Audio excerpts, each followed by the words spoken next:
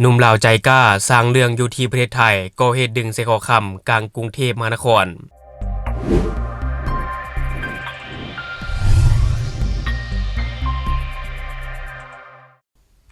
สบายดีท่านผู้ชมยินดีต้อนรับเข้าสู่รายการ Talk the New และในมื้อนี้ข้าพเจ้าจะพาท่านผู้ชมมาเบิ่งเหตุการณ์อุกอาจที่ว่ามีหนุ่มลาวบุกจี้ยิงสาวลักใส่คอค่ำกลางตลาดดังเขตจอมทองซึ่งว่าตำรวจก็กำลังเร่งตรวจสอบกล้องวงจรปิดจนสามารถออกหมายจับและบุกจับคาเฮือนแล้วก็พร้อมเงินสดจำนวนหนึ่งซึ่งว่าข่าวตัวนี้ข้าพเจ้าจะมาจากเพจข่าวสดของประเทศไทยที่ว่าเขาจะได้ลงเอาไว้ก็คือในเมื่อวันที่15พฤศจิกายน2025ที่ผ่านมาพลตำรวจโทสยามบุญสมผู้บัญชาการตำรวจนครบาลได้เปิดเผยว่าในเมื่อวันที่14พฤศจิกายน2025ที่ผ่านมาได้สั่งการให้พลตำรวจตรีสามารถพรหมศาสตร์ผู้บังคับการตำรวจนครบาลพร้อมด้วยพันตำรวจเอกกิตติเดชจันทร์เพชร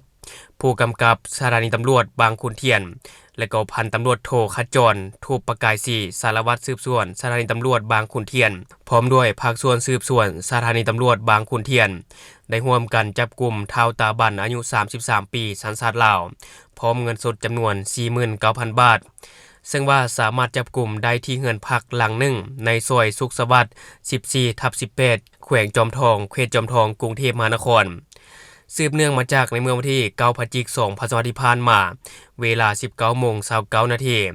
ผู้เสียหายเป็นแม่หญิงชาวเมียนมาได้มาซื้อเครื่องอยู่ตลาดเอกชัยในขณะที่ย่างมาฮอดบริเวณหน้าร้านขายหมูก็ได้มีคนหายยื่นมือมาดึงใส่คอจากด้านหลังแต่ว่าดึงบ่ขาดและผู้เสียหายจึงได้หันหลังกลับไปและเห็นใบหน้าของคนหายพร้อมทั้งเห็นว่าคนหายถืออาวุธมีดอยู่ข้างหนึ่งผู้เสียหายก็ได้ใช้มือกำใส่คอคำเอาไว้ซึ่งคนหายก็ได้ใช้กำมือผลักดันผู้เสียหายจนล้มลงกับพื้นและก็ได้ดึงใส่คอและหนีไปซึ่งว่าหลังจากเกิดเหตุผู้เสียหายก็ได้กลับไปเล่าเหตุการณ์ที่เกิดขึ้นให้ญาติพี่น้องฟังต่อมาเวลา 1:58 นาทีของเมื่อวันที่14พฤศจิกายน2025ที่ผ่านมาผู้เสียหายจึงได้พากันแจ้งความต่อกับพนักงานสอบสวนชุดสืบสวนสถานีตำรวจบางขุนเทียนได้เข้ากวดกากล้องวงจรปิดและก็เห็นหน้าคนหายแล้วก็ไล่กล้องไปจนสุดซึ่งว่าก็เห็นคนหายนี่นะหลบหนีเข้าไปเฮือนพักหลังหนึ่งในซอยสุขสวัสดิ์ 14/18 แขวงจอมทองเขตจอมทองกรุงเทพมหานครและเจ้าหน้าที่ก็ได้ฟาวเฮ็ดบทรายงานสืบสวนให้กับพนักงานสอบสวนออกหมายจับคนตามกล้องวงจรปิดทันทีซึ่งศาลอาญาธนบุรีก็ได้อนุมัติตามหมายจับเลขที่ 1094/2568 ในข้อหาชิงทรัพย์หรือว่าลักเอาทรัพย์สินจนมาฮอดในเวลา 16:20 นาทีเจ้าหน้าที่ก็ได้นำกำลังเข้าไปเลาท่าอยู่เฮือนพักหลังดังกล่าวเมื่อเห็นคนหายย่างออกมากวดสอบแล้วพบว่าเป็นบุคคลเดียวกันตามหมายจับชื่อท้าวตาบันซึ่งจากการสืบสวนท้าวตาบันได้รับสารภาพว่าเป็นผู้ก่อเหตุตามวันเวลาที่เกิดเหตุจริงและก็ได้ยอมรับว่านำใส่คอคำและจีคำไปขายอยู่ห้านคำย่านจรัญสนิทวงศ์ได้เงินมา 56,000 บาทแต่ว่าใช้จ่ายไปแล้วยังเหลือ 49,000 บาทซึ่งว่าเจ้าหน้าที่ก็ได้ยึดไว้เป็นของกลางและก็นำตัวผู้เกี่ยวส่งให้กับพนักงานสอบสวนสืบสวนเพื่อดำเนินคดีตามกฎหมายต่อไปอันนี้ก็ถือว่าเป็นอีกหนึ่งข่าวท่านผู้ชมถือว่าคนลาวนี่เป็นคนที่ใจกล้าไปก่อเหตุดึงใส่คอค่ำอยู่ที่ประเทศไทยอันนี้ก็บ่อยากให้เอาเป็นแบบอย่างเฮาก็ฮู้ๆกันอยู่การที่ไปก่อเหตุอยู่ที่ประเทศไทยมันน้อยคนที่จะรอดมันเว้าถึงการปฏิบัติหน้าที่ของเจ้าที่เขาเจ้านะทางที่ดีการที่เฮาเข้าไปเฮ็ดเวียกหรือว่าเข้าไปทำมาหากินอยู่ที่ประเทศเขาเจ้าเฮาควรเฮ็ดสิ่งที่มันถูกกฎหมายบ่ควรเฮ็ดสิ่งที่ผิดกฎหมายเพราะว่าหากว่ามันเกิดเหตุการณ์ร้ายแรงขึ้นมาเฮาอาจจะถูกแบล็คลิสต์แล้วก็เข้าไทยบ่ได้อีกก็เป็นไปได้และบัดนี้ข้าพเจ้าจะพาท่านผู้ชมไปติดตามอีกหนึ่งข่าวที่ว่าเจ้าที่ตำรวจแขวงคำม่วนได้ทำลายพืชผักที่นำเข้ามาบ่ถูกต้องตามกฎระเบียบซึ่งข่าวตัวนี้ข้าพเจ้าจะมาจากเพจคำม่วนนิวส์ที่ว่าเขาจะได้ลงเอาไว้ก็คือในตอนบ่ายของวันที่14พฤศจิกายน2025แผนกเกษตรกรรมและสิ่งแวดล้อมแขวงคำม่วนได้ร่วมกับเจ้าหน้าที่ปกสแขวงคำม่วนเจ้าหน้าที่อุตสาหกรรมและการค้าแขวงคำม่วน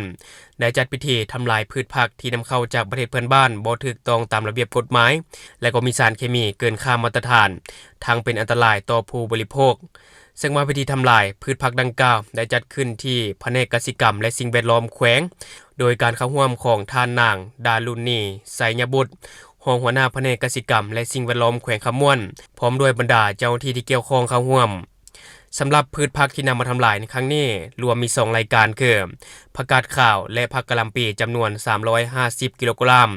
คิดเป็นมูลค่า3,500,000กีบซึ่งแม่นางยุงเซิงเป็นแม่ค้าสัญชาติเวียดนามที่จะนำเข้ามาขายอยู่ตลาดหลักสาม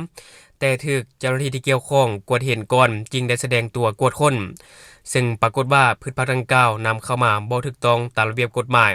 และมีสารเคมีเกินค่ามาตรฐานที่กฎหมายกำหนด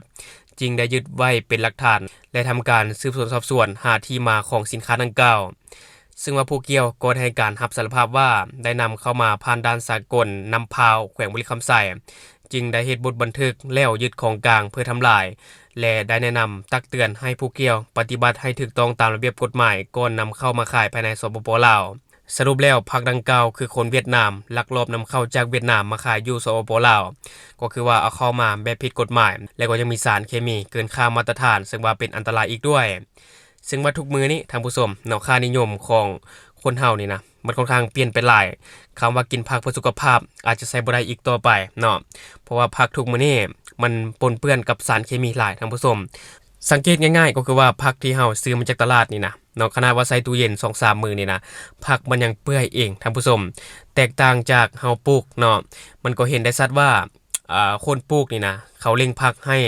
เติบโตโดยการเร่งปุ๋ยแล้วก็มีสารเคมีหลายรวมทั้งยาฆ่าหญ้าแล้วก็ยาฆ่าแมงไม้หลายชนิดถ้าหากว่าเป็นผักที่เราปลูกตามธรรมชาติหรือว่าใส่ปุ๋ยคอกเนี่ยเนาะแล้วว่าจะเป็นขี้งัวขี้ไก่ต่างๆเนี่ยนะเวลาเราใส่ตู้เย็นนี่ผักมันจะเหลืองแล้วก็เหี่ยวไปเองแล้วบ่เปื่อยท่านผู้ชมแตกต่างจากผักเราซื้อมาจากตลาดนี่ไว้ตู้เย็นนิดนึงประมาณมื้อนึง2มื้อเอามาล้างนี่เปื่อยแล้วเนาะเน่าและเปื่อยเลยท่านผู้ชมถ้าหากว่าเป็นผักที่มาจากสวนหรือว่ามาจากฟาร์มคนต่างประเทศที่ว่ามาลงทุนอยู่สปป.ลาว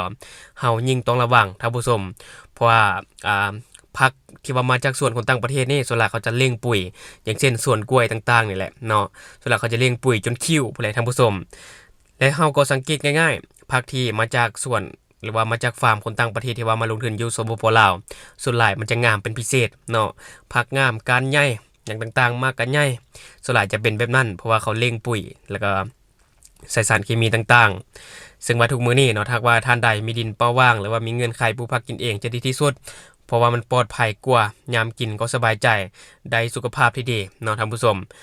และสำหรับผักที่ปนเปื้อนสารเคมีต่างๆนี่นะมันก็เป็นสาเหตุที่ก่อให้เกิดมะเร็งในคนแล้วก็เป็นต้นเหตุของการเสียชีวิตซึ่งว่าทุกมื้อนี้การกินผักที่ว่าเพื่อสุขภาพนั้นใส่บ่ได้อีกต่อไปเนาะทางว่าปลูกผักกินเองนี่น่าจะใส่ได้อยู่ทางว่าไปซื้อตามตลาดนี่เป็นไปได้ยากท่านผู้ชมแต่อย่างไรก็ตามเนาะก็ขอให้ทุกคนรักษาสุขภาพและทั้งหมดก็คือสิ่งที่ข้าพเจ้าอยากจะนำเสนอในมื้อนี้ถ้าว่ามีหยังคืบหน้าข้าพเจ้าจะเก็บมาฝากท่านผู้ชมเติมสำหรับท่านผู้ชมคนใดเบิ่งคลิปของข้าพเจ้าแล้วยังบ่ได้กดติดตามช่องยังบ่ได้กดกระดิ่งแจ้งเตือน